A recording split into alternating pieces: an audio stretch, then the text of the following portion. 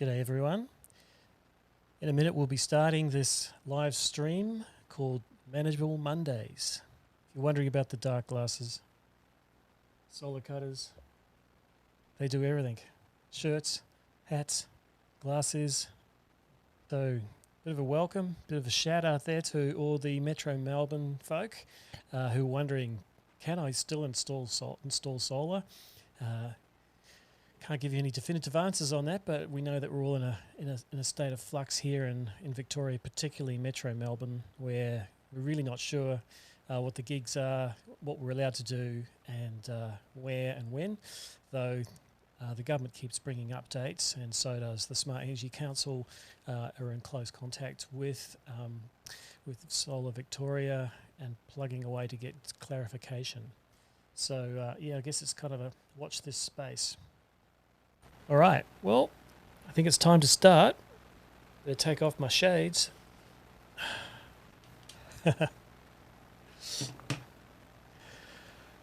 Hi everyone, welcome to my very first live stream on YouTube. Well, it might be a lie. I actually tried to set up a trial yesterday and I didn't even realise I'd started the live stream, and what do you know? I was nodding and talking to myself and it was all going out to YouTube and a couple of people watched it.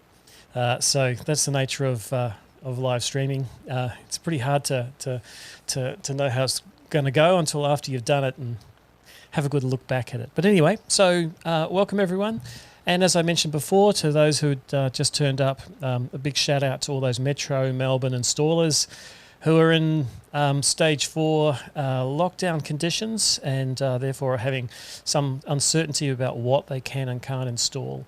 So really it's a case of just keeping updated by going to Solar Victoria's website, that's solar.vic.gov.au, and checking out what the latest information is. It does get a bit confusing when it's leaked out in dribs and drabs, but of course the government's making up policy on the run, and it's just the nature of a pandemic. It's been pretty tough.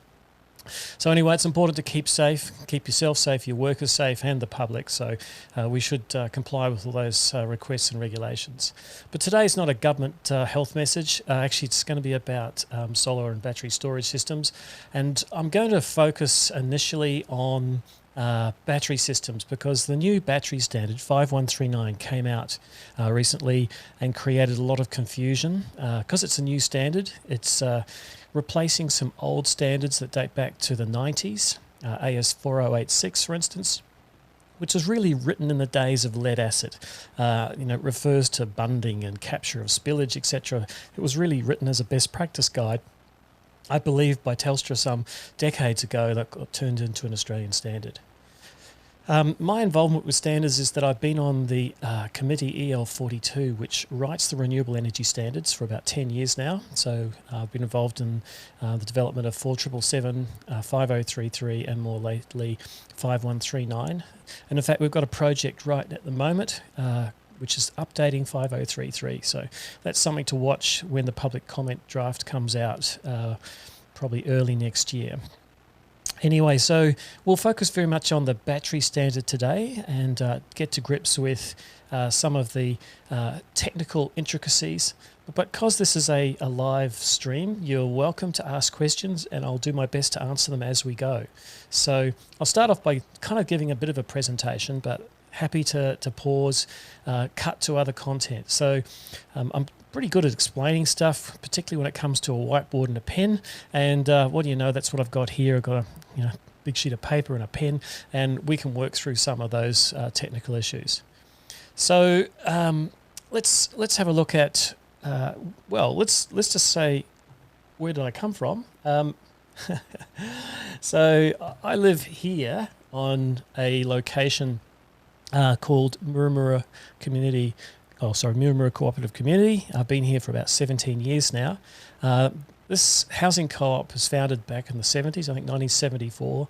I've been there, 17 years now, and it's completely off-grid. It's been off-grid since the inception, but we have built initially standalone solar power systems for all the homes here. There's about 30 homes, about 70 people live here. But over that time, it's got more sophisticated. We've got shared power systems where 4 or 5 homes share a large common power system. And we've also got a microgrid. So what you're looking at in this picture here is actually my microgrid, where I run my training courses. Well, I did up until COVID sort of shut us down, and now hence I'm on YouTube. And it's also where I do a lot of testing, field testing of products that's available on the market. So my lab's full, or I've got about 5 labs actually, is full of equipment that's used for solar panels, battery inverters, solar inverters, smart energy management systems, hot water diverters, all sorts of things that you could put into the renewables bucket, and also the odd diesel generator, because doesn't every off-grid system need some guaranteed backup? And this picture here is just one of my labs with some of my students there. You'll see there's probably a few outdated pieces of equipment there now, such as those aqueous ion batteries, which are no longer around. The training facility also means I get to learn a lot about the products that are on the market by actually using them. I use them for training, but I also use them to run my labs and up to 7 homes. So at the moment we've got 7 homes on the microgrid. Many of them have systems that have been provided by manufacturers for training and testing and installed by my students. My house runs on 3 different systems. It's a little bit of a nightmare living in a live test lab, basically, where everything is kind of a little bit unfinished. So the power does go off from time to time here because we're testing some new firmware on some system or other. So there's a nice broad picture of the top of the mountain where I live, Mount Tillibawong. It's about an hour and a quarter from the CBD of Melbourne, and it's a beautiful place up here. It's 700 metres altitude. It gets pretty chilly in winter. We actually had some significant snow just last week. I think about 8 to 10 centimetres of snow fell. Didn't last very long, just a few days, but it's pretty nice. That means I get to test batteries in the cold conditions, not really the hot conditions, but it does give them a bit of a workout, because some chemistries aren't so fond of being really cold. That's a group shot of just some of the people who live here.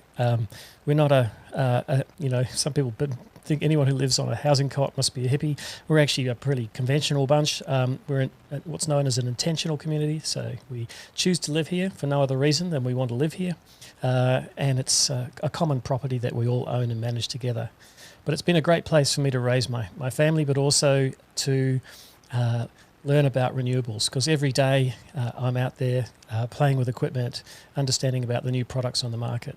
So hopefully I can bring some of that knowledge to you through these YouTube live sessions. This is my house on the co-op. It's built it about 10 years ago. It's a straw bale house with double glazing, hydronic heating. It's pretty cozy actually. It's got about 10 kilowatts of PV scattered across the roof. You might notice almost every part of it's got PV on it. Well, why not? PV just makes so much sense these days, particularly when you're off-grid, or in this case on a microgrid. And the amount of energy storage is variable because we've got a microgrid, so we basically connect all the systems together. But I probably use around about 20, 25 a day, so that's my coverage there. We even use PV for water heating. It's a way of experimenting with new ways of using photovoltaics. So we've got PV water heating system on the roof at the top there, as well as evacuated tubes, and a nice bit of garden around the house. So let's get down to business now. We're going to be focusing on the standard AS5139. Now, I should up front say I can't provide you with copies of the standard. I can't share pages of the standard. I can show you the cover. It's the cover of the standard. Bring it up here. There we go. That's the cover of the standard. AS5139 is a commercial publication by SAO Global. That's how they make their money, is selling copies of this. So I strongly advise against trying to distribute illegal copies. They protect their investments and their right to sell this product strongly. So I wouldn't suggest that you try and copy it and distribute it. But if it's your profession, you probably should buy a copy. I can't remember the price off the top of my head. I think it's a couple $100. I'm lucky enough to get one free copy because I actually helped write it. PDF I find is very useful, but nothing like a few post-it notes to make it all easy to find the pages you want. So I'll be referring to this in general terms, not specific. I can't copy clauses out of it and paste them on the screen. But I want to put you into the front seat of how do you comply if you're installing a battery system. Now, it's a bit more than just getting a standard and reading it. As you probably well know, if you're a licensed electrician, you just don't buy a copy of the wiring rules and you're good to go. There's a lot to learn. And how does it apply? How is it applied? So it varies quite a lot across Australia. With just different jurisdictions. They'll have their different rules and regs around what the interpretations are of different parts of a standard, but there are some general principles. Now, the documents that we're going to be looking at broadly are these 4 documents. From left to right, we've got the battery standard, which is not actually called the battery standard. It's called Electrical Installations, Safety of Battery Systems for the use with power conversion equipment. Now that means it's not just for on-grid systems, but for any systems with batteries. We'll look at the scope in a minute, but for any systems with batteries is covered by this standard. Now this publication came out in October last year, and it's been in force for a little while now in most states, well, probably everywhere in Australia, but not yet fully in New Zealand. So for those of you who are tuning in from New Zealand, it's a joint standard with New Zealand, but that doesn't mean that it's automatically adopted in New Zealand. New Zealand has a different pathway to managing a standard, and the strategy is that a standard in New Zealand has to be referenced in the New Zealand electricity regs before it's capable of being published. So that's kind of where we're at with the standard in New Zealand. It's got to be referenced in New Zealand electricity regulations before it can be applied. But there's a little bit of vagary around that because it does provide safety information about how to install a battery system, and if it's not replacing an existing standard, which it isn't in New Zealand, you could say that it's best practice advice and that you should be considering it strongly when installing batteries. But anyway, back to Australia, it is a requirement to comply with the standard because it's referenced in our electrical wiring rules, AS NZS 3000, and as a result of being a normative standard to AS NZS 3000, it's also a requirement through an Act of Parliament in all states and territories in Australia to comply with that standard, AS 3000, and therefore 5139 gets pulled in as well. That's 5139. The next one from the left, second from the left, is of course the wiring rules, because you are doing installation wiring. So wherever you're not just putting a product on the ground and bolting it to the wall, but you're running cables, connecting to enclosures, etc., making terminations, you are doing electrical work and therefore have to comply with the requirements, particularly mechanical protection and cable selection of AS 3000. But what I want to do today is cover some of the content around solar and battery storage systems. So let's look at the standard 5139. Now, I've got a copy of it here. This is the standard. 5139 was published last year, and it's a commercial publication, so I can't share any actual copies of it or pages or text directly out of it, but I can certainly teach the theory behind it. So that's what I'll be doing probably for quite a bit of this week, because there's been a lot of questions around battery storage systems that have come up, especially on user groups such as solar cutters. I've got a long list of requests from solar cutters, by the way, which I'll try and work through. Now, I plan to do this as a 5-part series. Today was called Manageable Mondays. Turned out to be rather unmanageable Monday for me. 2-Minute Tuesday tomorrow. So I'm going to focus on some quick points that you should get your head around. So, maybe it's not 2 minutes long, but it's lots of short, pithy pieces of theory and practice. Helpful Hints Hump Day. Helpful Hints Hump Day is going to be a bit more substantial, and we'll be going into, as the name might explain, some of the things you should consider as an installer, designer, or even as a sales professional when considering solar and storage together. Theory Thursday. Now, Theory Thursday is going to be heavy on theory and lots of technical terms, really diving into the deep end on Thursday. And then we'll have 5-minute Fridays, because by the time it's Friday, everyone wants to chill out a bit. But we'll be doing medium-length content around specific issues and parts of design and install. I mean, I've even got a wish list here from you guys out there, you guys and girls, things like what are the characteristics that make a good or bad off-grid battery? Now, off-grid is starting to become a big thing. Whether you're completely off-grid or you just want backup, it's still got many of the same principles. People want to know about reliability, warranty, proven track record, good design, etc. Now, first up, I'm not being sponsored to give this series, and I'm not promoting any products. So if I mention any brand names, it's purely because I know of them, I've used them, I have some experience. But don't consider this a promotional session for any particular product. But there will be lots of opinions, and I think opinions are best discussed in forums like Solar Cutters. Here I'll try and stick to theory and good design principles. And people want to know things like, what are the benchmark products out there? Well, yeah, I'll tell you in 10 years' time what are the benchmark products, because it takes a while to really find out. You can't just tell from the marketing. People want to know the balance between a simple system and a bells and whistles system, particularly for off-grid customers. Now, that's a kind of, everyone wants something to be simple, but they want all the bells and whistles as well, probably, but they don't want it to be too complicated. So we'll look at some of those considerations. Questions around, is off-grid a niche market in Australia? Well, off-grid, it used to be a niche market. In fact, Australia was one of the first countries to really take up solar and batteries, and that was because of our remoteness. Often it was telecommunication sites, a transmitter on top of a mountain, or a telephone in the outback with a radio antenna attached to it, and that might have been 40 years ago. Then it became people who chose to live off-grid and wanted to move off a generator or a candle power. In fact, when I first moved here to Murumura Co-op, there was still some vestiges of those days in our common building. It had gas lighting. It wasn't used, but it was still plumbed in.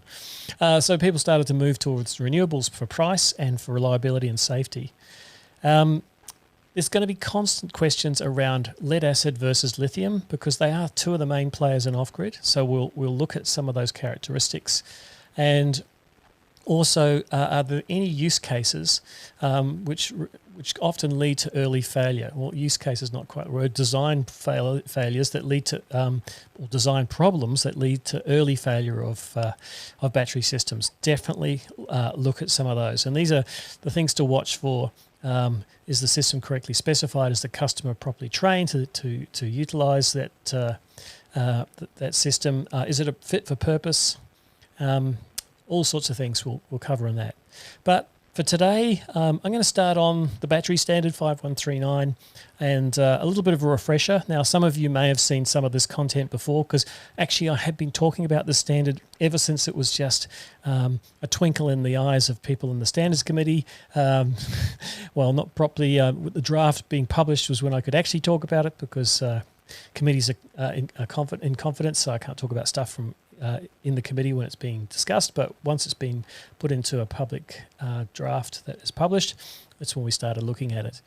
It's had a difficult birth because it is a much more comprehensive standard for batteries than we've ever had before.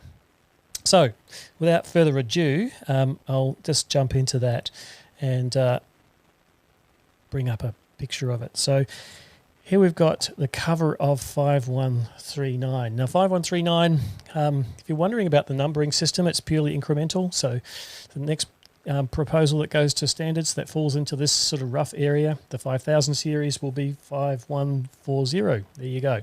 There's no special significance to the numbering. The standard is now in force in Australia, and as I mentioned to everyone before I went live, so you didn't hear it all, it's kind of enforced in New Zealand. Now, it's a joint standard with New Zealand, but New Zealand has a different approach to electrical regulations. They actually need to be referenced in the New Zealand electrical regulations, and those are go through the regulations in government. So it takes a bit longer, some years often, before they're referenced. But I'm told by those who should know in New Zealand, like regulators, that if it's not replacing an existing standard, it is actually a best practice guide in terms of how to avoid a hazard, and therefore it has some weight and merit. And certainly if things start to go wrong, you might be asked, why didn't you follow the guidance in this standard? Because it was published and the knowledge was out there. In terms of getting access to the standard in Australia, it's distributed through SAI Global. It's part of Standards Australia, and you can buy it online. In New Zealand, if you're a member of the Electrical Workers Licensing Board, I think it's called, you actually get a free copy, because Standards New Zealand have a different policy. But if you're at TAFE or an institution that actually has a license for Australian standards, you can often get a time-limited copy through that process, or you can just go and buy it. So there you go, that's 5139, the cover. But what I wanted to talk a bit more about was the hoops you have to jump through to comply with it. Now, it's not actually a standalone standard, because you've got to consider things like other standards that relate to it. Now, on the left-hand side here, we've got the cover of 5139, the new battery standard, which covers installation of battery systems from 1 kilowatt hour up to 200 kilowatt hours, from 12 volts to 1500 volts DC. So it's a pretty big scope. But because a battery system is part of an installation, and therefore there'd be some installation wiring associated with that system, AS/NZS 3000 cuts in, and you need to comply with that, particularly when it comes to cable selection, mechanical protection, isolation requirements. So 3000 is still part of the installation process for a battery system, though when it comes to integrated solutions, and these are known as pre-assembled battery energy storage systems, effectively a battery and an inverter in a box, there's very little on the DC side that you need to consider. It's mostly about the installation of AC wiring.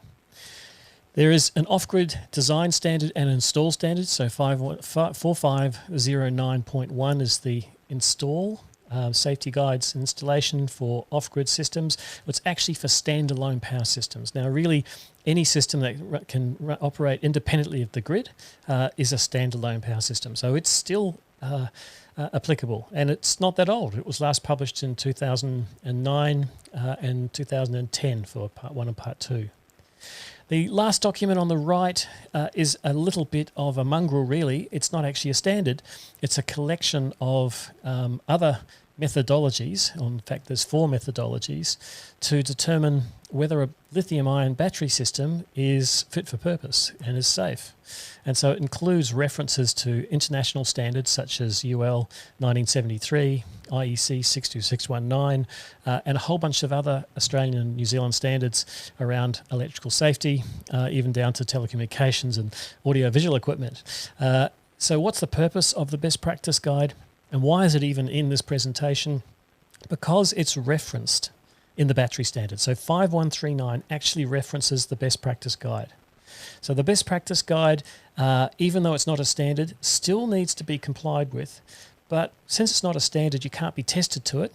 The manufacturers can give a declaration of compliance to the battery standard, to the best practice guide, and that's a self-declaration.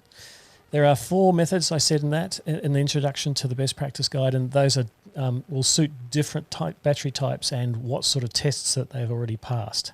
You could say very simply there's 2 main pathways. There's the IEC pathway, which is that relies heavily on the IEC as the primary standard, and there's the UL pathway, which is heavily reliant on the American UL standard for industrial applications of lithium-ion batteries.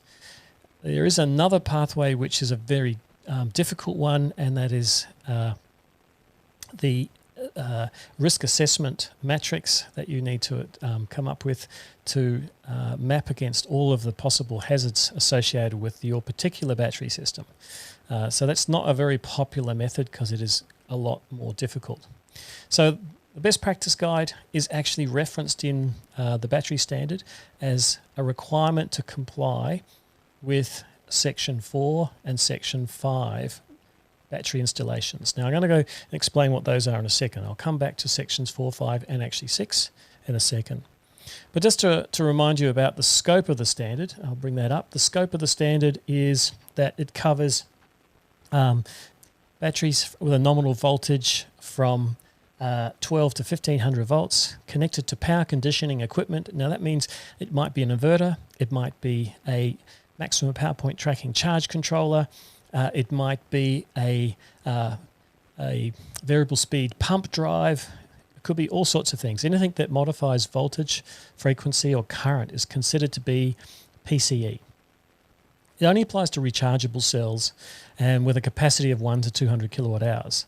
But just don't think that if you've got a system that's more than 200 kilowatt hours, you automatically escape the scope, because it's quite within the purview of regulators and even DNSPs to request you to comply with the standard. So they may use it as another form of compliance to connect to their network, for instance, in the case of a DNSP.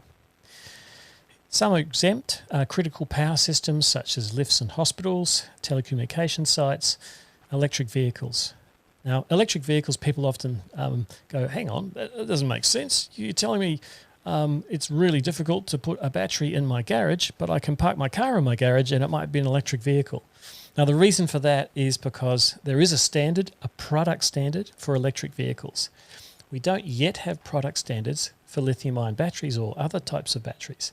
So because there's a bit of a hole in our development of product standards in Australia for batteries and New Zealand, we exempt electric vehicles from the standard because they meet their own product standard. They're deemed to be safe to park in your house. But a lithium-ion battery doesn't yet have a product standard that we can test it to. Portable equipment such as rechargeable tools, etc., anything that's not a part of a fixed installation, any UPS system that's a essential power supply system that doesn't parallel with the grid, and transportable vehicles such as caravans and relocatables, anything that's not part of a fixed installation. Now, it does get a little bit vague there. Once you put an earth stake in the ground, I don't know if you could really be classed as a transportable vehicle, so be careful of that one. So tiny houses sometimes start off as transportable and become permanent. So that's the scope of the standard. Now we're going to look at sections 4, 5 and 6. Now I should just explain that these three sections, sections 4, 5 and 6, which I'll go into in some detail, are kind of a fast track way of ensuring that you comply with the standard. Now there are a lot more sections to the standard, but essentially you need to choose which one of these three apply to the battery system type that you're installing. And you'll find them very repetitive, because rather than make you jump all over the standard looking for the sections that relate to your particular battery type, we've put them into groups. So section 4 is for pre-assembled battery energy storage systems. So I'll just bring that one back up. So here we go. So battery energy, pre-assembled battery energy storage systems are an all-in-one solution. Basically, we've got a battery in a box with an inverter, and pre-assembled means that there is no on-site manufacture. So the whole thing is basically designed, and the pre-assembled component means that you are just putting it together. You're not making up cables, choosing or selecting overcurrent protection devices, or crimping lugs on, etc. It's all pre-made, and you're just bolting it together. So if you are a pre-assembled BESS, and I'll give some examples in a second, you've got two kind of major considerations. You've got what they call mandatory risks, and you've got variable risks. So mandatory risks are in blue. That means they apply to all of the systems all of the time, but the variable risks will be based on some variable conditions. For instance, in the case of fire, there are two sub-clauses relating to fire for a pre-assembled BESS, and that can relate to where it's installed. So is it adjacent to a habitable room? Is it freestanding? Is it indoors or outdoors, etc.? They can have an implication. So they're the variable risks. Also, whether there is a chemical, explosive or toxic fume hazard associated with the battery type is also a variable risk, because there are some which are deemed not to.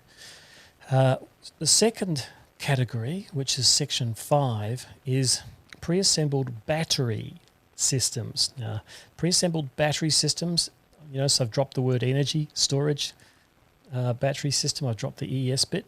It's just a battery system. Therefore, it's a battery connected to PCE. And now you've got quite a lot more electrical variable risks. You'll see there's 9 of them there. And that's because you're now installing DC cabling. You're choosing overcurrent protection devices, perhaps. You're putting in mechanical protection for those systems. And as a result, it's getting a lot more complicated. So there are more subclauses and more considerations when you're doing a pre-assembled battery system. So that would be typical of you've got brand X inverter, hybrid inverter, for instance, and brand Y battery. They're actually not part of a single solution. They might be paired together by the manufacturers. They might say our battery works with this inverter, but that doesn't make it a pre-assembled battery energy storage system. You are doing some manufacturing of components on site. The other section, section 6, is really everything else. All of the battery types that don't fit into sections 4 and 5. And that would be obviously lead acid, because it's not compliant with the best practice guide. Now, I didn't actually mention this first up. I should go back a step. Both sections 4 and section 5 are really only for lithium-ion batteries. Not by design, but by accident, because of the nature of the best practice guide. Because both of those sections say to be considered a section 4 solution or a section 5 solution, you must have a declaration of compliance to the best practice guide. And when the best practice guide was first published, it only considered lithium-ion batteries. And that's not to say it might not change in the future, but I'm told by Standards Australia that once a standard references a external document, it's version locked. So we can't just go, oh, we've updated the best practice guide to include nickel iron or lead acid or some other battery type and automatically bring them into sections 4 and 5. We can't do that until there's an amendment to 5139 to reference that new version of the best practice guide. So in summary, section 4 and 5 are for lithium-ion batteries only, compliant with the best practice guide. Everything else goes into section 6, and this is where it does get harder. There's a lot more electrical energy, fire particularly, and chemical subclauses. And as a result, a lot more consideration in your design and in your installation practice. I often say section 6 is kind of where the trash ends. It's just not necessarily bad quality, it's just everything gets put in there. It's not part of sections 4 and 5. So in many ways, people try to avoid a section 6 solution by their selection of products, because it does make the job a bit harder to comply with, a bit more complicated, and the inspection regime will probably be a bit more arduous because of the number of subclauses, particularly in the electrical, energy and fire area. So let's run through a couple of examples. Now, actually, before I do that, I'm looking across to see if there's any questions, and there's no questions coming up in the live chat. I was really hoping for a few live moments in today. So if you feel encouraged, why don't you jump over and type in some questions, or even just let me know how it's going. So let's look at, here we go. This is the Tesla Powerwall. Now, as an example of a section 4 solution, a Tesla Powerwall is a battery energy storage system. It's got its own battery type in there, manufactured by Tesla. It's got its own inverter manufactured by Tesla. It comes in a case manufactured by Tesla, and the whole thing is a pre-assembled solution. Now, even if it wasn't all in one box to start with. If it was actually like, you had to load the battery modules in there separately, or of course there is the gateway, that's another component to it, then it would still be a pre-assembled battery energy storage system, because all of those components are designed and you don't make any of them. You just join them together.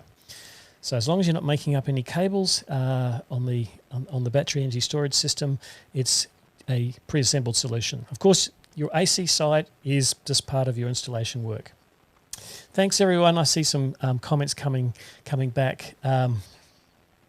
Someone's suggesting that I should enable Super Chat. Well, I don't even know what that is, so sorry, Chris. I'm a bit of a newbie at this live streaming business. Maybe I'll do Super Chat tomorrow, because I'm going to do this again tomorrow, and the day after, and the day after, and the day after. Anyway, so it's good to hear that it's going down well so far. So back to the Tesla Powerwall example. Let's run through your decision tree or flow chart, and we'll start with, you choose a product. You check to see if it is listed as having a compliance with the best practice guide. Now, how do you do that? The simplest way is probably to go to the Clean Energy Council's website and look up on the approved battery types, because they do it for you. Or you could go to the manufacturer and say, can you please provide me with a copy of your declaration of compliance to the best practice guide. Now, because that's only a declaration, there's some trust factor in that, but it has got onerous penalties if they lie. So, they're supposed to put the correct information in the best practice guide compliance declaration. So let's say you've gone through and you've said, yes, we'll give it a green tick. They do comply. Which section is it? Well, a Tesla Powerwall is a pre-assembled, integrated battery energy storage system, so it falls into Section 4. Section 4 has got the least hurdles to jump over, so it's a very popular place to end up in. And I have noticed amongst companies who make battery systems and inverter systems, they're looking more and more towards products that are a BESS, a pre-assembled integrated BESS, because it takes away a lot of the possible errors and problems associated with an installer selecting components. And it makes for a more reliable outcome in terms of support. So that's the process to get to Section 4. Then you need to follow the installation requirements, the mandatory risks, and then do an assessment on the variable risks. Now, we'll talk more about those variable risks in terms of risk assessments. It is actually a requirement, a shall, that you shall do a risk assessment as part of installation of a battery system. And there's some templates for that in the battery standard on how to do that risk assessment. And based on that risk assessment, you will deem some of these clauses to apply. Now, if you're wondering what those little numbers next to each of those are, that's the number of sub-clauses. So you can see there's still 5 electrical sub-clauses, 1 energy, 1 mechanical. And if you're wondering what mechanical hazards are for batteries, basically weight. They can fall over and crush things and people. So even mechanical is considered a risk factor in terms of location and support. Let's go to, say, an LG Chem system now. Now, this is a little bit different. We've got a battery manufacturer, in this case LG Chem, who make a high-quality lithium-ion battery, which they have got compliance to the best practice guide. They're listed on the CEC's website as an approved product, so someone's already done the due diligence in terms of compliance to the best practice guide for you, and you're going to choose a compatible inverter to connect to that battery system. So you're going to be in Section 5 because you are going to be manufacturing the cables that join the battery to the inverter. You may be selecting the overcurrent protection device, the mechanical protection of that system, and therefore there's a bit more installer work to be done, and that makes you a Section 5 solution. Now, it's still not too onerous. You've just got more electrical sub-clauses, and that's mostly about the DC side. Like, where is the isolator going to be located? Do the cables need to be single or double insulated, the battery cables? How far away can the inverter be without having another isolator at the other end? Those are some of the considerations in terms of electrical. What's the fault current likely to be? And therefore the arc flash incident energy and the arc flash boundary of that system. Now, if those terms are new to you, they haven't really popped up in our battery standards before, but in this standard we spend quite a bit of time talking about the requirements to assess and protect from arc flash, because DC arc flash can be just as fatal as AC arc flash. The variable risks are pretty similar to the previous example, the Tesla Powerwall example. So we've still got fire, chemical and hazard. Now I'm going to go into those a bit more detail in a second, but I'm just giving you an overview, a high-level overview at the moment. I'm looking across at the chat there and seeing some familiar faces. G'day, Stephen. How's it going? I thought Angie might be on there as well. And sorry for those who just turned up at the party that the link that I posted in the Solar Cutters Facebook page actually didn't work. I had a lot of dramas getting this started. But anyway, tomorrow will be another day. And the last example here is a generic lithium ion. Now, I could have chosen lead acid. I could have chosen nickel iron or molten salt or aqueous ion or a flow battery or anything, but I deliberately chose a lithium-ion battery to show that some lithium-ion batteries will not be considered compliant to the best practice guide. Now, there's no one out there who says that's not compliant. It's just the manufacturer hasn't issued a declaration of compliance, and maybe they can't comply or they don't wish to pay for the tests. So it's quite possible that a perfectly safe and good lithium-ion battery doesn't actually fall into sections 4 or 5 because it hasn't met the or been tested to the required tests and haven't got a declaration from the manufacturer. If there's any manufacturers out there or importers of battery systems, you really do want to look at this best practice guide very carefully. It's not a trivial document. And if you're not bringing in a product that has already been certified to the best practice guide by the manufacturer, you want to do it yourself, you probably want to hire an electrical engineer. It's quite a serious endeavor to go through. So we're using a generic lithium-ion battery, doesn't comply with the best practice guide. That puts us automatically into section 6, and along with every other chemistry that's not lithium-ion and best practice guide compliant. The installation mandatory requirements, location, environment, protection against the spread of fire, room requirements are all much the same. And the mandatory risks are very similar to Section 5, but Section 6 systems have more fire safety requirements. And particularly one which really is quite irksome for some is that you cannot install a Section 6 battery that is deemed to be fire hazard classification 1 in a building containing habitable rooms. What does that mean in practice? If you've got a lead acid battery that up until the publication of this standard you were putting in people's garages, you may find that you can't put them in their garage anymore. You can't put them in their storeroom, their bathroom, kitchen. You certainly can't put them in a habitable room, but even rooms that you might deem inhabitable or non-inhabitable, not inhabited is probably the right word, you can't put them in there either if they are classified as fire hazard classification 1. Now that's where things get a little bit curly, is these fire hazard classifications. There's 2 levels. One is a product that will sustain fire but not be the source. Sorry, if it's the source of fire, it won't sustain it. And category 1, I've gotten back to front. Category 1 is the worst. That means it can ignite a fire and sustain it. So that basically means that the materials that the battery is made from are probably flammable, the plastics, etc. Once set fire, continue to burn by themselves, even when the source of ignition is taken away. Fire hazard classification 2 is lower, and that's when once the source of ignition has gone away, like heat, then the fire goes out. So basically it doesn't continue to burn. And depending on which of those 2 classifications your lead acid battery cases are, or battery systems, you may find that you can't put it in a building containing habitable rooms. All right, there's my first curly little one, and I'm happy to explain that in more depth later on. But now we've gone through a fairly techie bit, let me just give you a high-level summary slide, and it's kind of a little bit lighthearted too. Here we look at a matrix of the 3 classifications that you can fall into when installing a battery.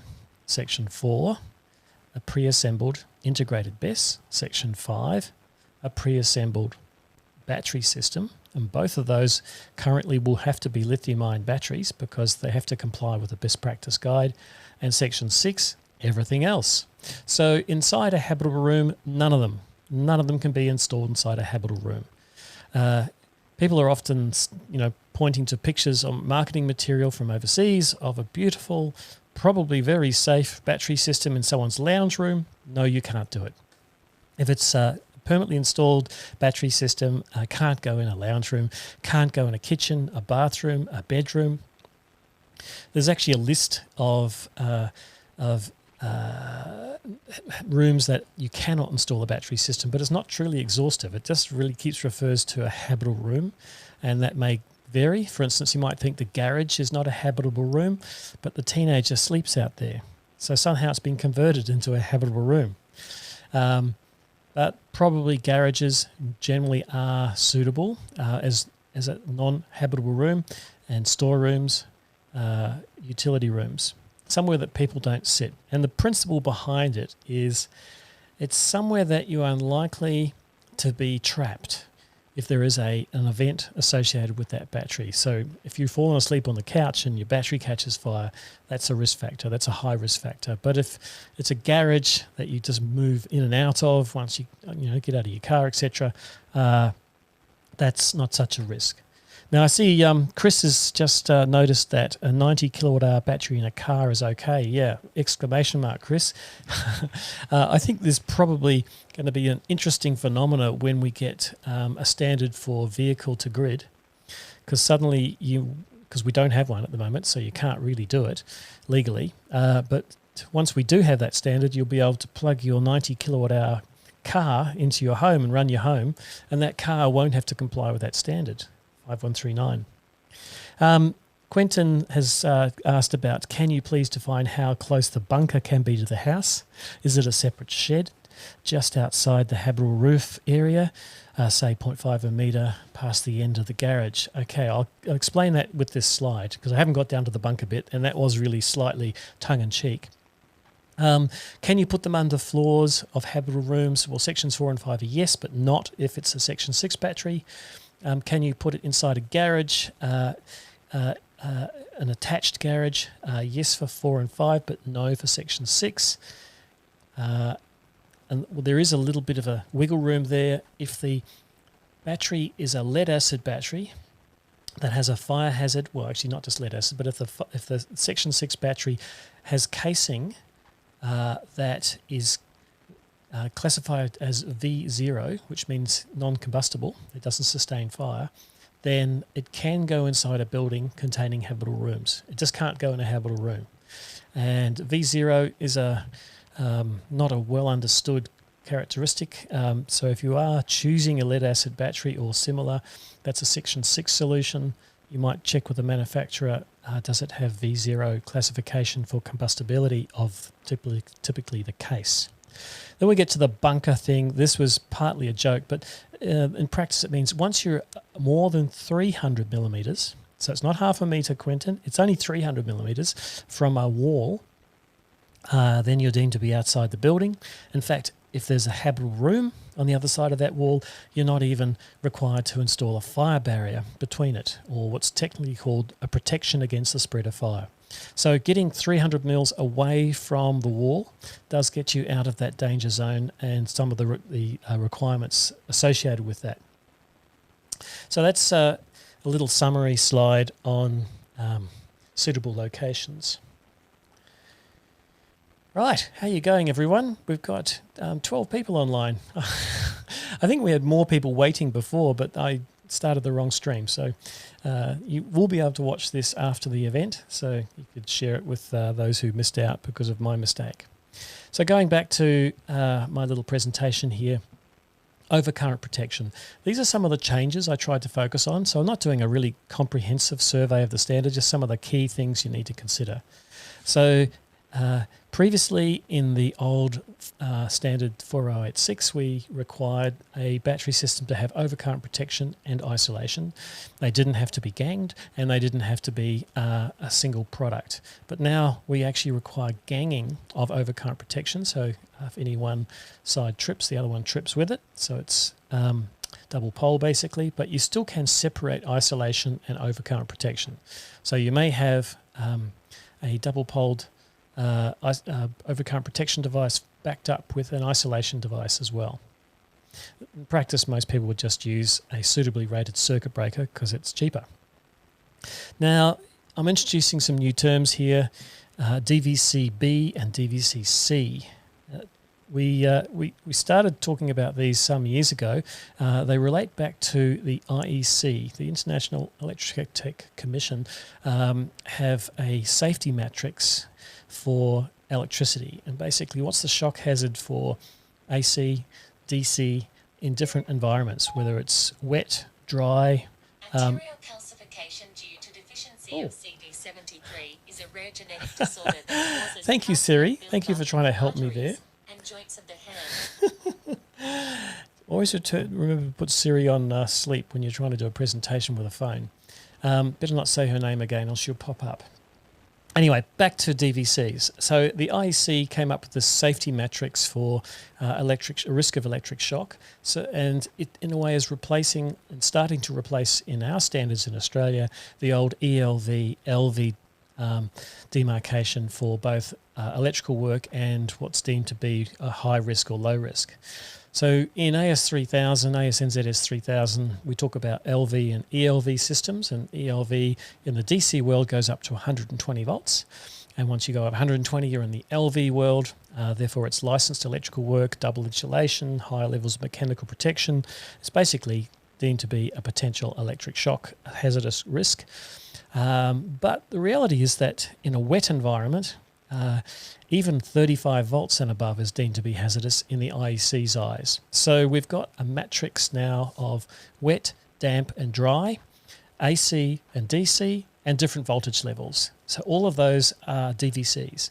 And for the battery standard, we said you can't install a battery in a wet environment or a damp environment. So we ruled out the DVC categories for wet and damp. It's not an AC device. A battery is always DC, even if it's got a PCE connected to it. So in the case of something like a Tesla Powerwall, the output's AC, but the battery is still DC. And in the case of batteries that are connected to PCE separately, you are directly connecting to the terminals of a DC battery.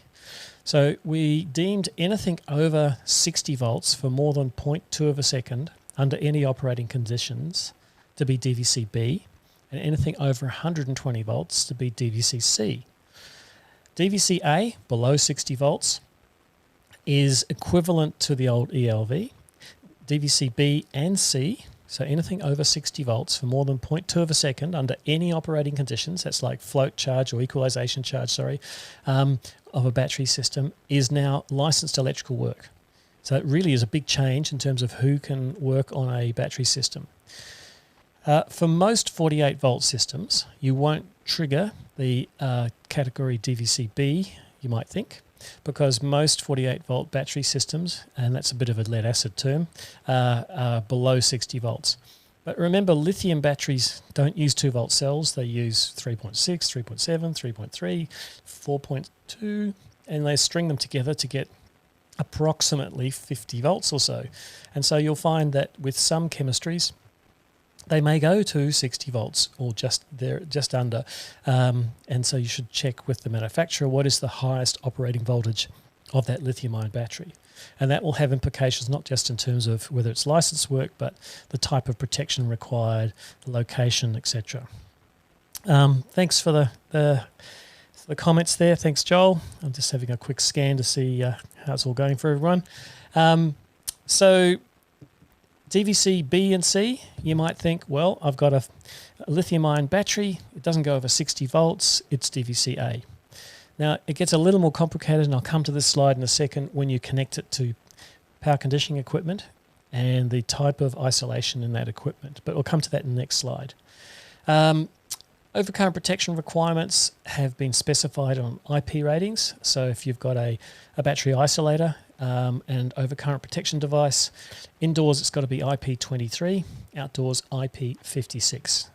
You You might think, oh, well, that's pretty obvious, waterproof, yeah, dustproof, whatever, or fairly tolerant of a bit of dust.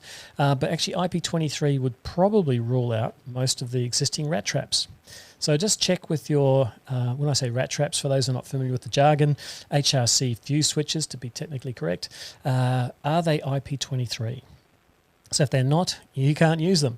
That you may find that a circuit breaker is a better choice, a suitably rated DC breaker with the right current ratings and ability to break the prospective fault currents. Circuit breakers need to be compliant with joint standards, IEC or ASNZ standard, and I've just stated once again those DVCs at the bottom of this slide. Now let's get to the curly part, port classifications when it comes to batteries. When you add a battery to power conditioning equipment, the way it interacts with that equipment will affect its classification in terms of DVC levels. And I keep saying that word without explaining it. It's decisive voltage classification. DVC short for decisive voltage classification. Let me give you a practical example. You've got what you think of as a relatively low, extra low voltage system. It's got a couple of panels, and they're not even up to 120 volts under any conditions, open circuit, freezing cold day. It's just two panels connected to a maximum power point tracking charge controller. So let's say your array's operating at 100 volts maximum under any conditions, and your maximum power point tracking charge controller is connected to a 12 volt battery like your car. If that maximum power point tracking charge controller doesn't state what the port type is on the battery port, whether it's DVC A, B or C, which to my knowledge almost no one's doing yet because it's new, then you have to deem the port to be the same DVC as the highest voltage present. And that may well be the PV array. So your PV array has an open circuit voltage of 100 volts.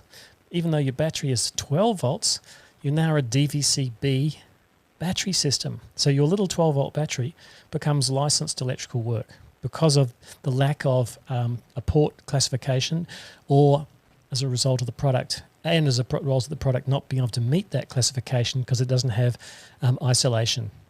So MPPTs are the first to sort of fall over with this problem, or not fall over, but be confronted with this, because to my knowledge most MPPTs have a common pole, typically the negative pole, and therefore it's pretty difficult to say they're isolated from the PV array. So that's DVCs. Now if you are connecting to an array that's over 120 volts, that's DVC-C. So you're definitely in LV country there. You're certainly in equivalent to LV at DVC-B even, according to the standard.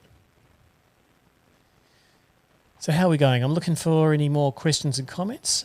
You're a quiet bunch, all of you at the moment. I hope this is going down okay. I did plan on doing some little drawings, by the way, and illustrating some things. So if you've got any questions that need a bit more explanation, I'm happy to draw them out. I just realised my camera's playing up. Hang on a sec.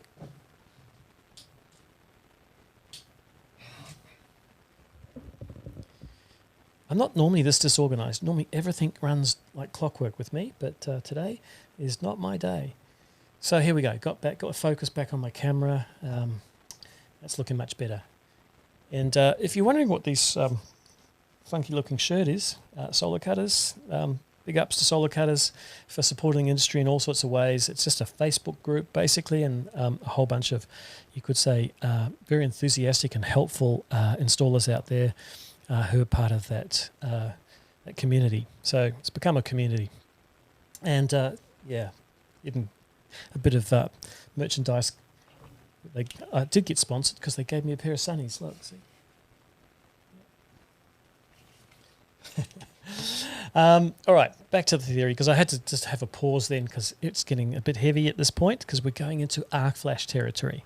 Now, a little primer for people who don't know what arc flash is. Arc flash is the phenomena of a very, very high energy release as a result of an electrical arc, and the temperatures are astounding, up to 4 times the temperature of the sun. So they definitely can do some damage. There's a picture of someone in an arc flash suit there. surrounded by sparks. It's not just the heat, it's also the energy being released at the same time. So it's explosive, it's hot, and it's a result of an arc. Now, it can be a source can be AC or it can be DC. We will do some calculations for this in a minute, but I just wanted to sort of explain the theory behind it first and why we've introduced it to the standard. So we've deemed that anything that could cause equivalent to holding your hand over a candle for a second or so at 25 millimeters above it is to be avoided and protected by. So you need to use appropriate PPE and have protection from the system operator wherever that might be an event. Now that's touching something that's hot or an arc itself. So that's the trigger level, 1.2 cal per square centimetre, which if you're using the metric system is 6 joules per square centimetre. I really was surprised we went and used the cal system, but anyway, there is a scientific reason for it, but I don't want to go into that. So let's have a look at the equations. Now, at this point, you're probably going to go, oh my gosh, Glenn, that's too complicated for manageable Mondays. That's unmanageable maths on Monday. I've done a worked example here to give a practical example of how you would do this calculation. But even better, and I'll show it to you in a second, I've made a little spreadsheet for you, which I'm happy to share. I'll put it in the I'll put a link to it in the description below. And that little spreadsheet is really just these formulas in a Excel spreadsheet that do the calculations for you.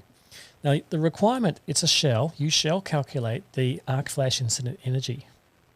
And the inputs to this are what is the system voltage, what is the bolted fault current, and I'll explain that in a minute, what is the magnifying factor, and what is the distance, the safe working distance, or the working distance. So the system voltage is the nominal voltage of the system, not the highest. So if it's a lead-acid battery, for instance, 2-volt cells, 24 of them, it's a 48-volt system voltage. The tricky one is the bolted fault current. Now, this is actually not difficult for lead-acid batteries because most manufacturers will provide you with the fault current on their data sheet, or if not, certainly the internal resistance of the batteries when they're new. And you can calculate, therefore, the fault current by dividing the voltage of one cell by the internal resistance of one cell. So I've just done an example there. A 2-volt cell with 0.18 milliohms of internal resistance will give you around about 11,000 amps of fault current. Now, once you know what the bolted fault current is, and the definition of that, by the way, is replacing the protection device with a 0 ohm resistor, i.e. a spanner, and I'm sure a few of you have done this by mistake, that's the bolted fault current. The arcing current is deemed to be half that, and if you're wondering why it's exactly half, it's to allow for the resistance within the battery to reduce some of that current, and the voltage is split, that 2 volts is split across the short circuit and the battery itself. So the arcing current is derived from the bolted fault current. The magnifying factor, MF, is based on installation. So if it's outdoors, it's 1. If it's in a enclosed room, it's 1.5. And if it's in a box or a small enclosure, it's 3. And that's because it magnifies the arc flash incident energy because of its enclosure.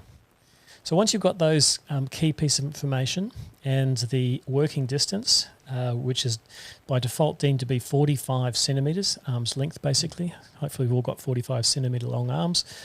You've got all the numbers you need to do this calculation.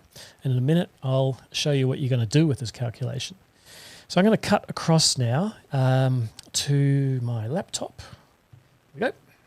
And that's just a spreadsheet that's, which I'll share in the comments below, and you can input into this, and it's actually locked but not with a password. It's just locked so you don't bugger it up.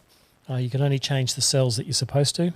So here I've put in 1,000 amps, 10,000 amps is the bolted fault current for this particular battery system. This looks to me like a lead acid battery.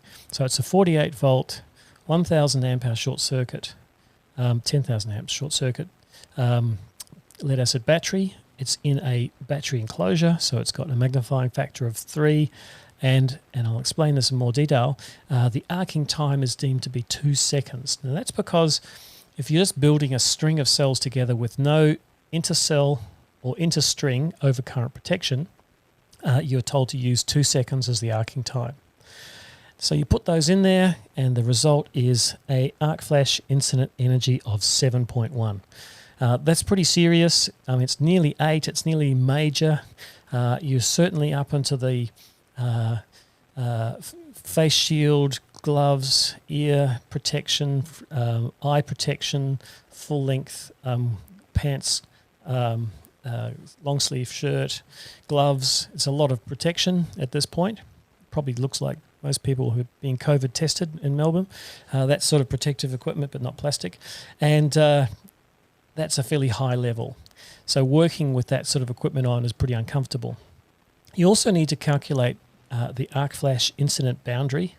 And here I've drawn it up, and it's 1.09 meters or 109 centimeters. That means if you're working within that zone, you need to be wearing PPE appropriate to the arc flash incident energy. So basically within 1 meter of the terminals of the battery, on goes the beekeeper suit before you start working.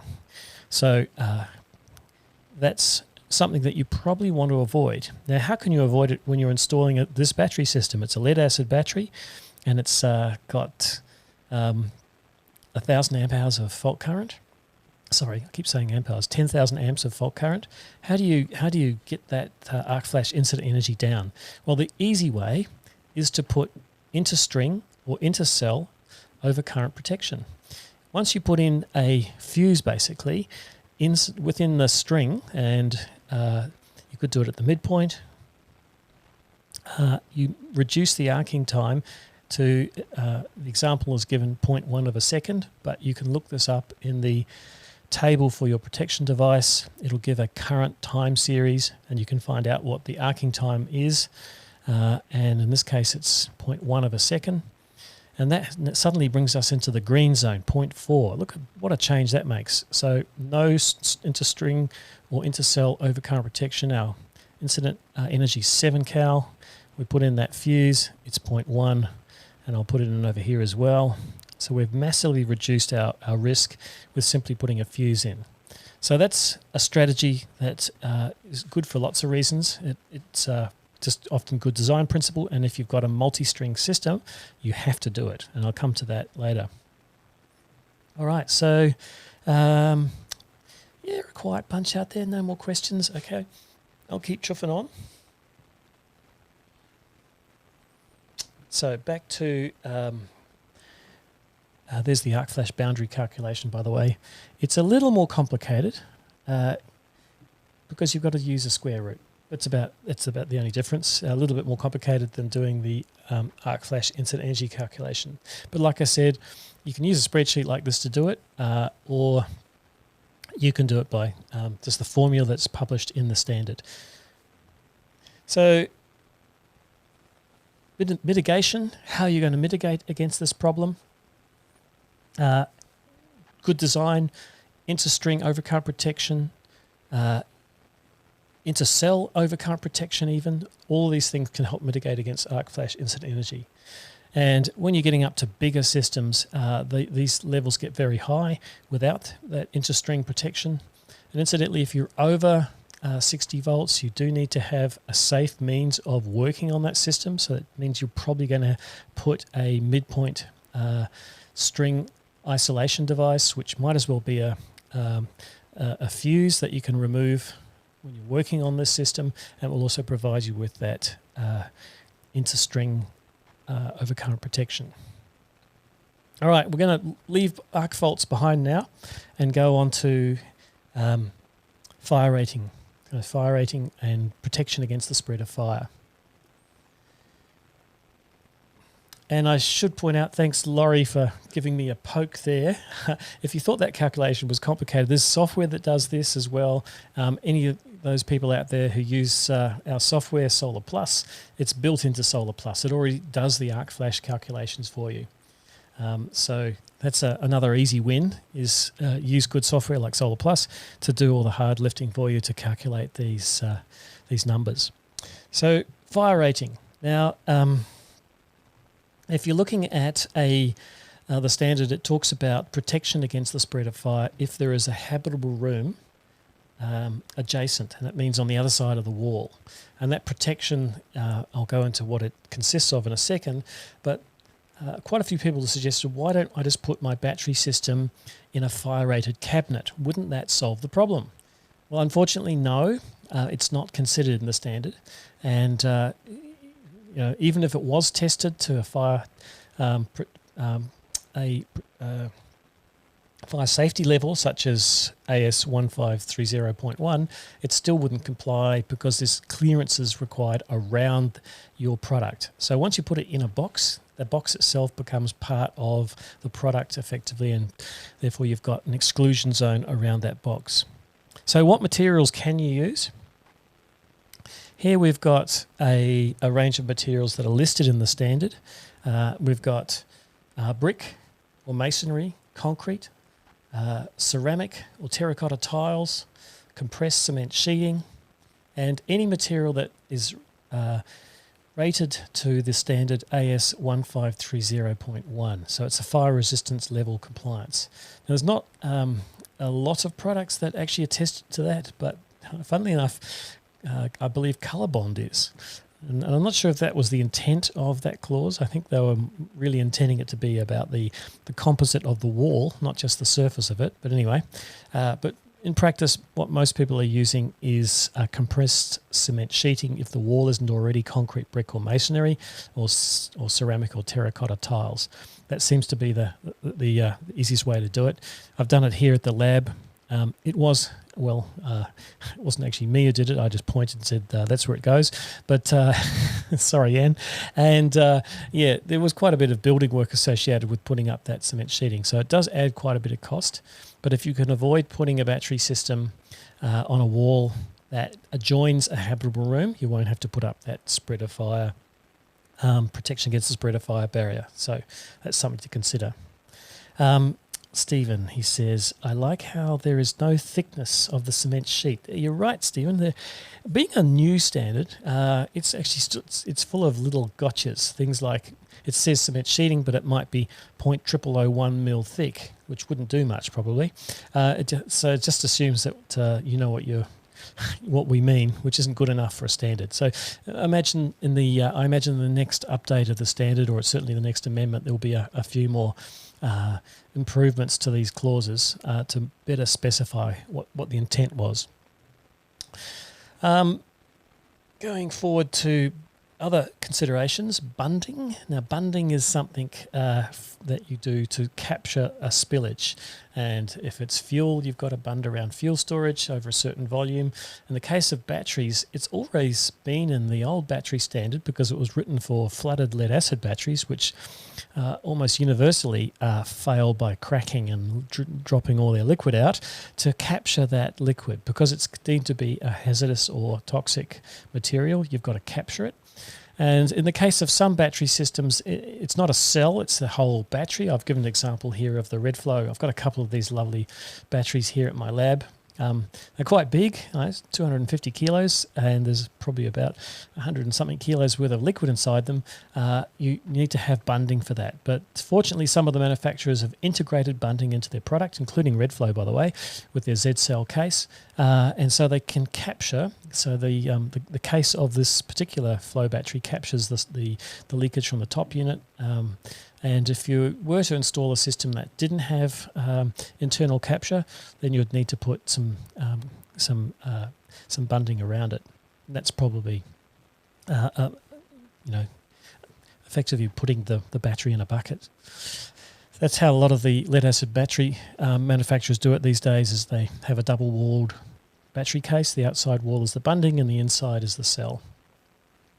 There are a few other requirements too. In the case of bunding, you also need to consider things like the volume of liquid, and if it's a sealed battery, such as a valve-regulated lead-acid battery, even though it's a lead-acid battery, the acid isn't mobile. It's in a gel. So there isn't a requirement for spillage trays where there's no spillage possible because the electrolyte is immobilized by being in a gel form.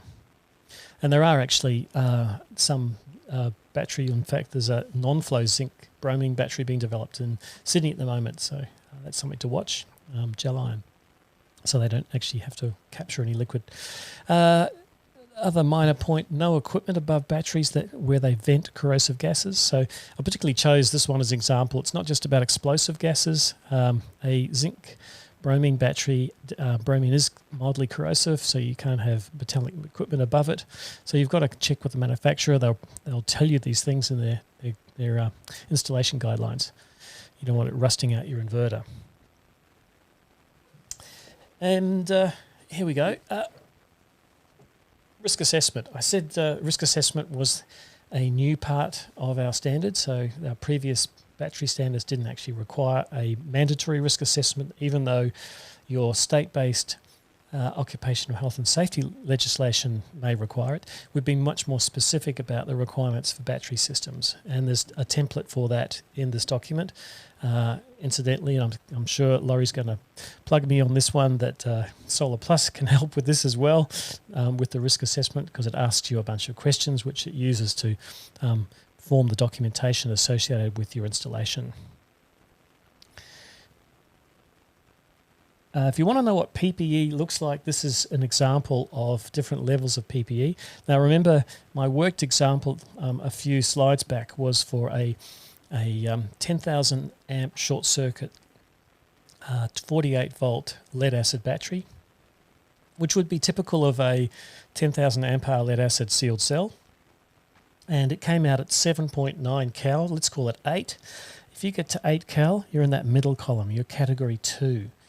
So yeah, it's like wearing a heavy duty raincoat and mask and gloves and ear protection. There's quite a lot of gear to put on, and you get up to 25, and now you've got the space suits on, the really heavy duty arc flash protection. You cannot go over 40 cal, so that's a limit in a residential installation, even if it's outside. So that's as far as you can go with arc flash, according to the standard. Now, I think we've had enough of the theory. I want to give some examples of installation practice next. So let's have a look here. We've got a picture coming up. Here we go. A picture, beautiful picture here of Tesla, of one of their installations. Now, I'm not picking on Tesla here. I just like this picture, and it was a nice example of a beautiful house with solar and batteries.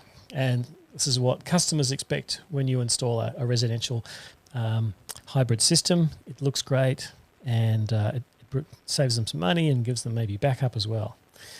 But this is before the publication of the standard. Now, if that wall that the battery is attached to is a SIP panel, so it's rendered with some cement-based paint. It's made up of expanded foam. It's high insulation value, good sound absorption. So it makes for a very efficient home, but it's actually not one of those materials listed previously as a fire barrier or a protection against the spread of fire. So what we've got there is a battery that needs to have a protection against the spread of fire, because there is definitely a habitable room beyond it. That's the lounge room that you can see there. So after the installation of 5139, we're going to have to move that battery over a bit because it's too close to the door. You've got to be more than 600 mil from the door. And you also need to put in that protection against the spread of fire. So there goes the cement sheeting of no particular thickness, Stephen. And you've got to make sure there's no gaps more than 5 millimeters. So you might have to put some fire stop in there if there's gaps between the sheets, because the sheet's not quite big enough. Can you paint it? It's been raised actually previously in presentations. Well, because it's a protection against the spread of fire, the paint would need to not aid in the spread of fire, so you'd need a fire-rated paint. There are such things, but they're not cheap. So those are all considerations that make this a much more expensive and difficult installation under the new battery standard. And that's before we even put up the safety signs. So now it's starting to look like a petrol station where you've got all these warning signs around everything. Well, that's only one, but there's actually quite a lot of warning signs. It's hardly enough room probably on some systems to put all the warning signs required. And you'll notice those red arrows indicate the clearances required around a battery system where you cannot have any other appliance, or and that area must be protected from the spread of fire. So any appliance that's not associated with the battery system. Yeah, and there's an AC isolator to go in there, and some labels, points out Stephen. You bet. So it's a fair bit of kit to go in there. Next slide really is showing there's some ways that you can avoid some of this complexity by where you choose to locate it. So, for instance, if you didn't put it adjacent to on a wall where there were habitable rooms behind, that would mean you wouldn't have to put that fire barrier up. Or if you moved it more than 300 mils away from the wall. So what I've got here is a picture of a all-in-one, so it's a pre-assembled integrated BESS. It's got a battery or batteries, an inverter, control gear, in a weatherproof aluminium case, freestanding. So it doesn't actually have to be attached to anything. You can just plonk it on the ground like a generator. But of course you do need to protect the cabling. So there'll be some guarding requirements for those cables. But if it's more than 300 mils from a wall, it doesn't matter if there is a habitable room behind that wall. You don't have to put up a fire barrier. So I jokingly say that 300 mils gives you some space to store your petrol cans and firewood as well. Yeah, funny. Okay, so that's one solution. Now let's look at my house. So I've done walked around my house and took some pictures and tried to work out where I could put a battery system applying this standard. So let's have a look here. Now that's an existing system that I've got on my house. Like I said, I'm a test lab here. The test lab's actually behind my house. It's not far to walk to work. But I've got a Alpha ESS system here. This is the Smile 5 with two 5 kilowatt hour batteries. It's probably about 2 years old now, and it runs part of my house. That battery system was installed before the standard came out, so it didn't have to comply with 5139. And therefore, all of the comments I put in there, what would happen if I did install it today. So it's too close to a window. So if there's a window, it can't be within 600 mils of a window that ventilates to a habitable room. So that's too close. It's a bathroom. And it would require a fire barrier extending 600 mils wider and 900 mils higher than that whole system, so quite a big fire barrier would be required around that because there is a bathroom behind that wall. So that's kind of doable, but with some changes. So I'd have to shuffle it to the right and put up a fire barrier, but it could go there. So we found one spot on my house that under the current standard we could install a system. Let's have a look at down the eastern side of my house, which is kind of a driveway where a car goes. Really, there's no space. I couldn't get a battery system down there for a bunch of reasons, the car being one, but even if it wasn't a driveway, you can't put it underneath a window. So I've got a whole bunch of problems there. You can't have it under a window, you can't have it within 600 mils of the vertical edge of a window, and you can't have it near any other appliances within 600 mils. So basically there's nowhere along that wall anyway I could have put it, irrespective of the fact that it's a driveway. Now this is looking at a wide view of the south side on the left and the east side on the right. You're required to have 1 metre of clearance in front of a battery system or BESS if it is a pathway to exit. So if you have to leave a house and the battery system's on fire, you're required to have 1 metre of clearance. Now I've got plenty of room, so no problems there. So I can tick that box. I've got definitely 1 metre of clearance.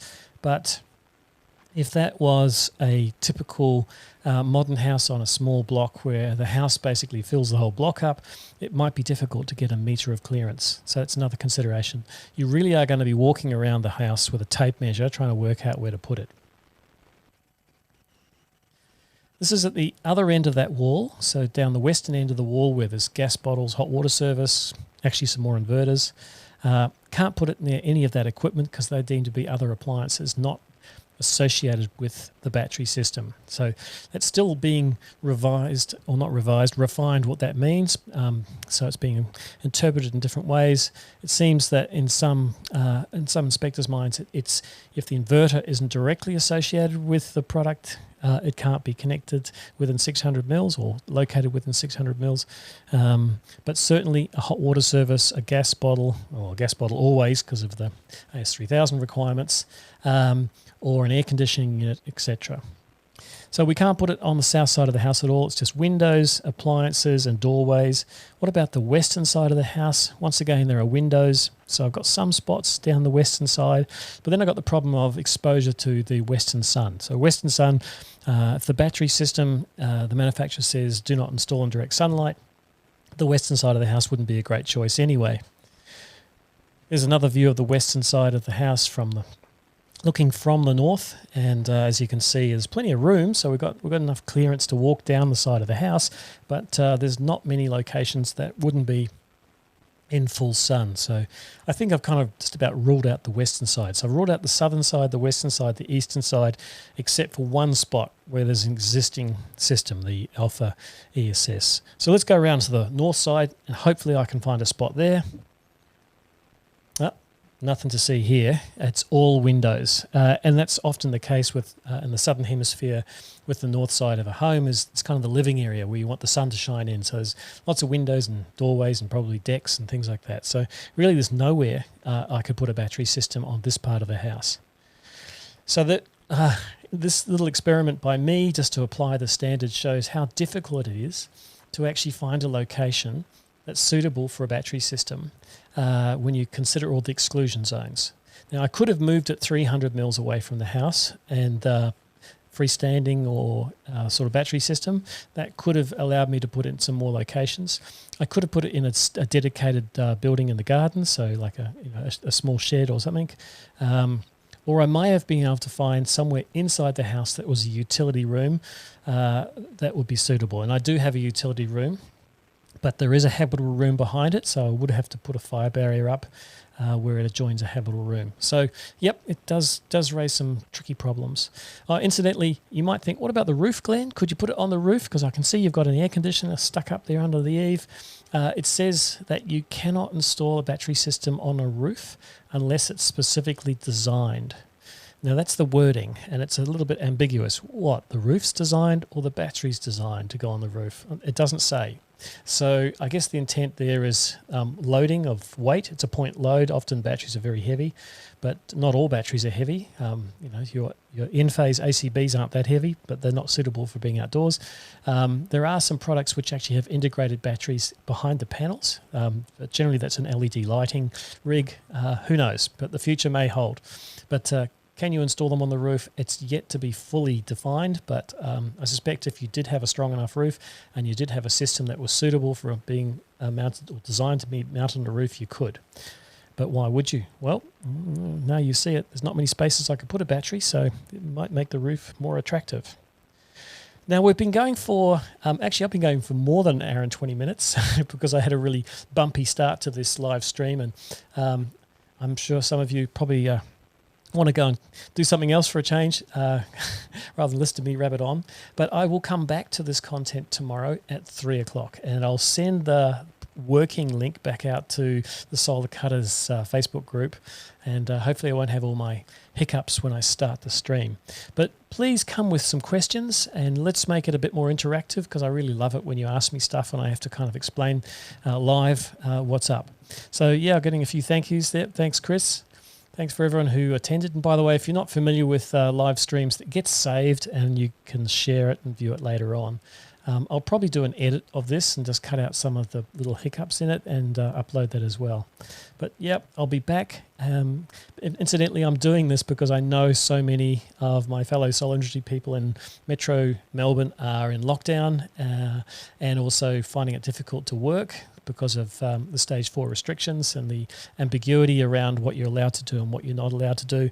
And so if you're in Melbourne Metro, check out the Solar Victoria website to make sure you are compliant with the rules. They're still being revised at the moment. Okay. Well, thanks everyone, and I'll sign off.